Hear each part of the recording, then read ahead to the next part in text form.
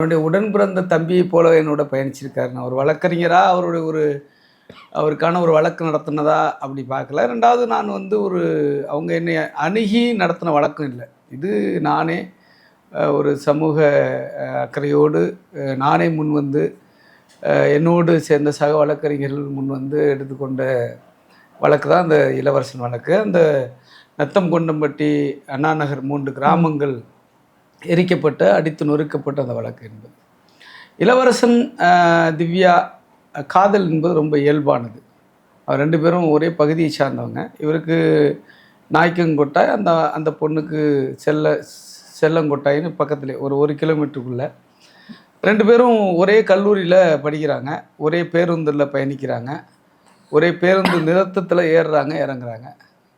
அப்போது 2 பேரும் ஒரே பகுதியை சார்ந்தவங்க. இவங்க வீடு இளவரசன் வீட்டை தாண்டி தான் திவ்யா வீட்டுக்கு போகணும். ஓகே. அப்போ அந்த காதல் இயல்பாக மலருது.